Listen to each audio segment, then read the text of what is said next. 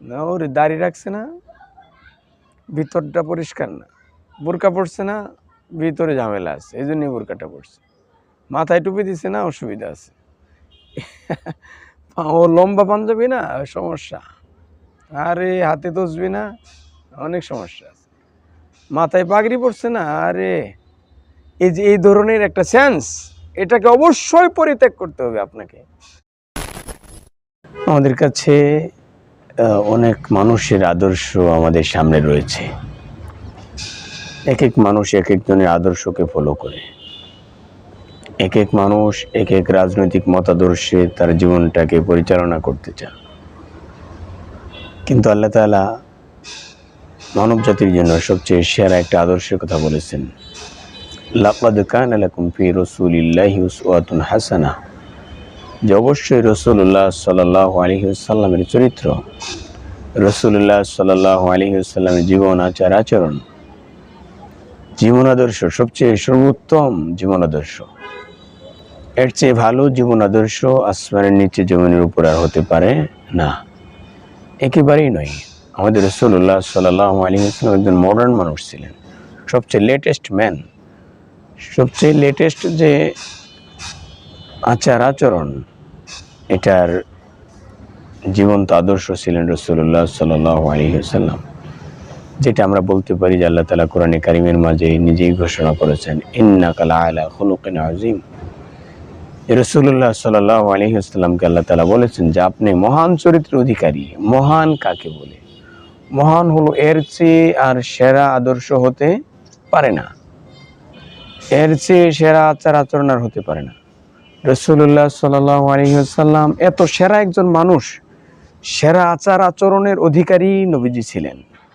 আপনি চিন্তা করেন, তারপরেও আমার নবীজিকে কাফের মুশরিকরা পাগল বলেছে। মা আনতা বিনিআমাতি রাব্বিকা বিমাজনুন। আল্লাহ তাআলা নবীজিকে বলেছেন যে নবীজি, আপনাকে কাফের মুশরিকরা তারা আপনাকে পাগল বলতে চায়, পাগল বলে, কিন্তু আমি আল্লাহ সাক্ষ্য দিচ্ছি যে আপনি পাগল নন। সুবহানাল্লাহ। আপনি চিন্তা করেন যে নবীজির মতো একজন নিষ্কলুষ একজন মানুষ, যার চরিত্রে কোনো দাগ নেই, কোনো কালিমা নেই, একটা কমা নেই, একটা কালো কালির একটা ফোঁটা পর্যন্ত নেই, এমন নবীজিকেও কাফের মুশরিকরা পাগল বলেছে। চরিত্রের খারাপ চরিত্রের মানুষ নবীজিকে বলেছে, নবীজিকে জাদুকর বলেছে, নবীজির ব্যাপারে বিভিন্ন ধরনের ব্লেম দিয়েছে। তারা নবীজির পরিবারের সদস্যদের ব্যাপারে তারা খারাপ ধারণা পোষণ করেছে। চিন্তা করেন যে এত পবিত্র একজন মানুষ, যার 63 বছর হায়াতের জীবনে একটা দিনের জন্য, একটা মুহূর্তের জন্য একটা কথা মিথ্যা বলেন নাই। চিন্তা করেন, ইভেন কারোর কোনো ক্ষতিকর কোনো কাজ নবীজি করে নাই। রাসূলুল্লাহ সাল্লাল্লাহু আলাইহি ওয়াসাল্লাম এত পুত পবিত্র চরিত্রের অধিকারী ছিলেন, যার কারণে কাফের মুশরিকরা নবীজিকে আল আমিন বলে ডাকতেন। চিন্তা করেন যে একজন বিশ্বাসী মানুষ, এর চেয়ে বিশ্বাসী মানুষ আর পৃথিবীতে হতে পারে না। কিয়ামত অবধি প্রত্যেকটা স্কলার, যত ধরনের শিক্ষিত ব্যক্তি রয়েছেন, প্রত্যেকটা ব্যক্তি একেবারে নিউট্রালভাবে যদি চিন্তা করেছেন, একেবারে নিরপেক্ষভাবে, প্রত্যেক গবেষক এই কথা স্বীকার করতে বাধ্য হয়েছেন যে নবীজির মতো এত সুন্দর চরিত্র আর পৃথিবীর কোনো মানুষের হতে পারে না। তাহলে এমন নবীজিকেও কাফের মুশরিকরা বিভিন্ন তকমা লাগিয়েছে যে উনি ভালো মানুষ নন, উনি জাদুকর, আরও বিভিন্ন ধরনের ব্লেম, পাগল, আচার আচরণ ভালো নয়, কত ধরনের কথা। তো আজকের সমাজ কি বলে?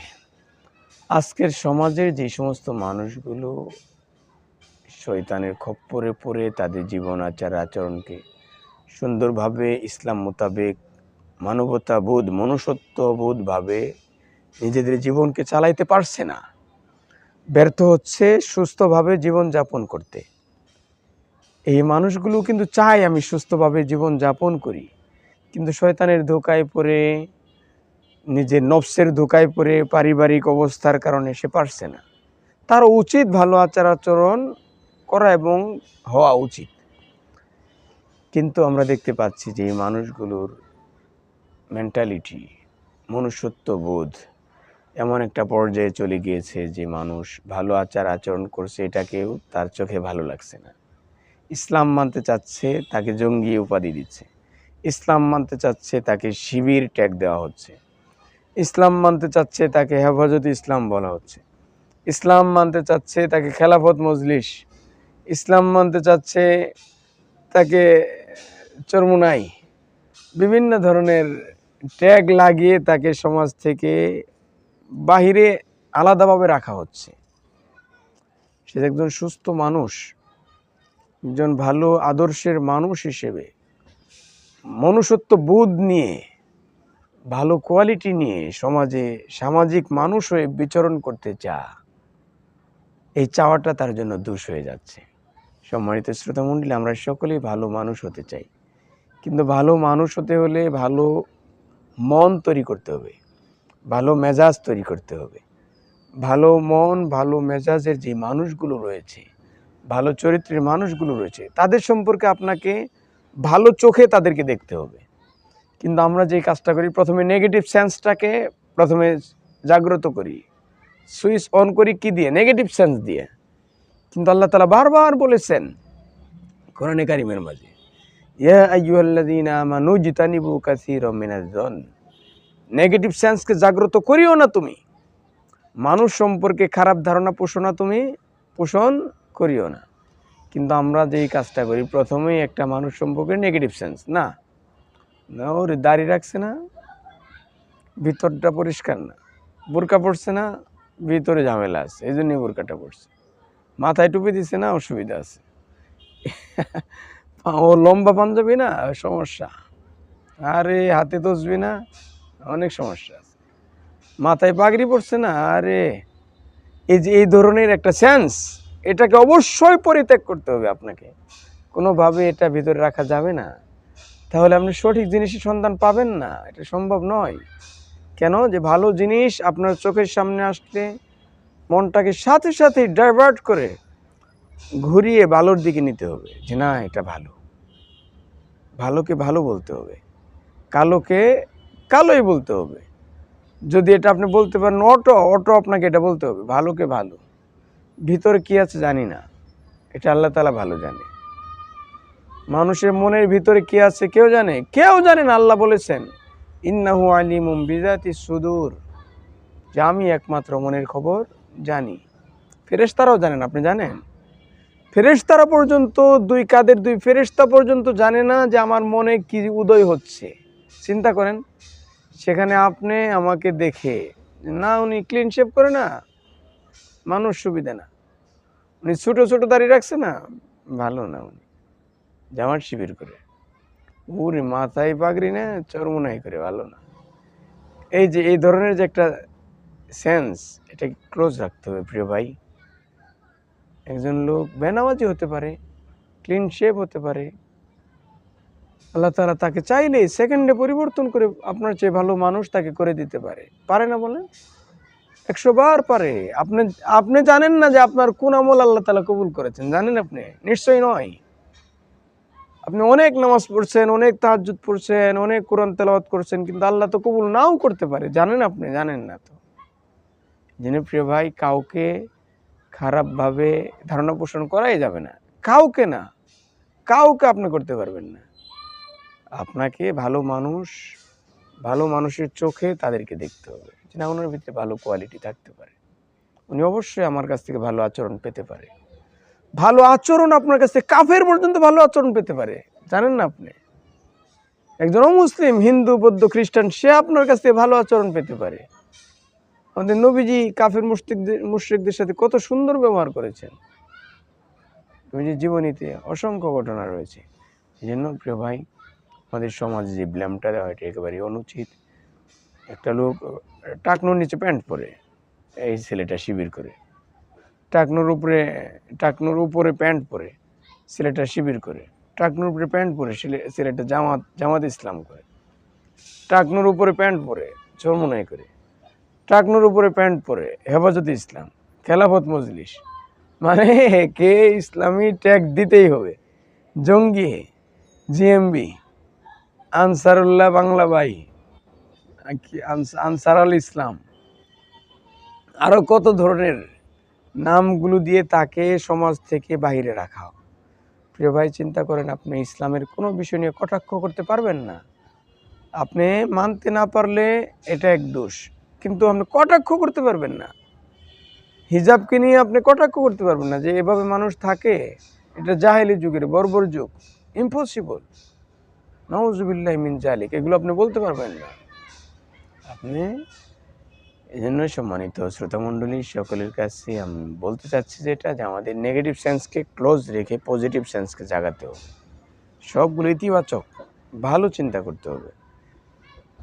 কিন্তু আজকাল আমাদের সালাম নিয়েও বলা হয় যে ওর যে স্টাইলে সালাম দিল, এটা তো হেফাজতে সালাম, এটা চরমোনাই হয়েছে, এটা জামাত ইসলাম, এটা ইসলামী ছাত্র শিবির। মানে ইসলামী যে কোনো কাজকে আপনার চোখে খারাপ সেন্স তৈরি করছে, এটা কে করছে? শয়তান আপনাকে করছে। আপনি চাচ্ছেন না করতে, কিন্তু শয়তান আপনাকে চাওয়াচ্ছে। এই জন্য প্রিয় ভাই, আমরা অপরাধীকে ঘৃণা না করে অপরাধকে ঘৃণা করব, আর অপরাধীকে সংশোধনের চেষ্টা করব। তাকেও যদি আমরা জাহান্নামে ধাক্কা দিয়ে ঠেলে জাহান্নামে পাঠিয়ে দিই, তাকে ভালো করবে কে বলেন? প্রিয় ভাই, আমরা জানি রাসূলুল্লাহ সাল্লাল্লাহু আলাইহি ওয়াসাল্লামের জামানায় এক যুবক নবীজির কাছে এসে স্ট্যান্ডিং, চিন্তা করেন, নবীজির কাছে এসে স্ট্যান্ডিং বলেছে, নবীজি আমি জেনা করতে চাই। আপনি চিন্তা করতে পারেন যে যুবক এসে নবীজির কাছে পারমিশন চেয়েছে যে নবীজি আমি জেনা করতে চাই, আমাকে আপনি পারমিশন দিয়ে দেন। আস্তাগফিরুল্লাহিল আযীম। যে আপনি চিন্তা করেন যে একটা মানুষ নবীজির কাছে এসে কিভাবে বলতে পারে যে নবীজি আমি জেনা করতে চাই, পারমিশন চাই।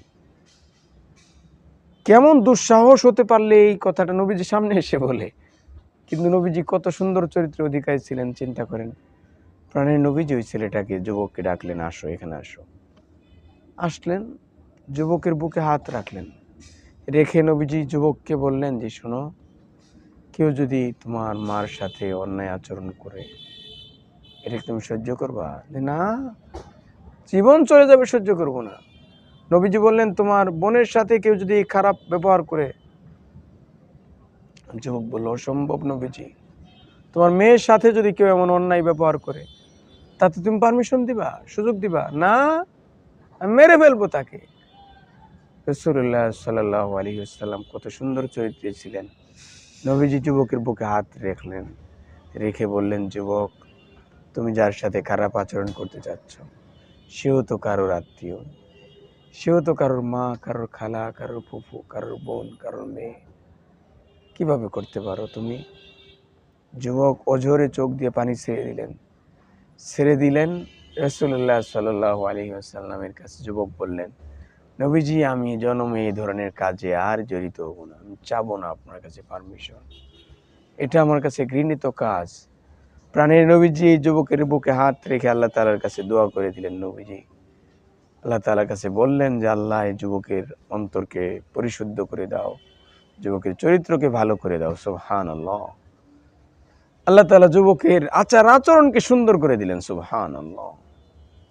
তাহলে চিন্তা করেন, নবীজি একটা খারাপ মানুষ নবীজির কাছে এসে খারাপ কাজের পারমিশন চাইলো, নবীজি তার সাথে কত ভালো ব্যবহার করলেন। আর আমরা কি করি? ভালো মানুষের সাথেও খারাপ ব্যবহার করি। চিন্তা করেন, খারাপ মানুষের সাথে খারাপ ব্যবহার নবীজি করেন নাই, আর আমি ভালো মানুষের সাথে খারাপ ব্যবহার করে নিজেকে অনেক ভালো বলতে চাই। এটা সম্ভব বলেন ভাই? প্রিয় ভাই, এটা সম্ভব নয়। এই জন্য সকলের প্রতি উদাত্ত আহ্বান, আমাদের নেগেটিভ সেন্স, খারাপ ধ্যান ধারণা পরিত্যাগ করতে হবে। একটা মানুষ রাস্তা দিয়ে হেঁটে গেলে একটা নেগেটিভ সেন্স তৈরি করি, বুঝছিস কেমনে হাঁটে, কেমনে তাকাইলো, চিন্তা কর, চেহারাটা দেখ। মানে শয়তান আপনাকে এগুলো বলাচ্ছে। প্রিয় ভাই, আপনি অনেক ভালো, কিন্তু শয়তান এগুলো করাচ্ছে। এই জন্য সকলের প্রতি আরো যে আমরা আমাদের মানুষদেরকে ভালো চোখে দেখব, ভালো আচার আচরণ করব। আল্লাহ তাআলা যেন আমাদের প্রত্যেককে সুন্দর আচরণ করার তৌফিক দেন।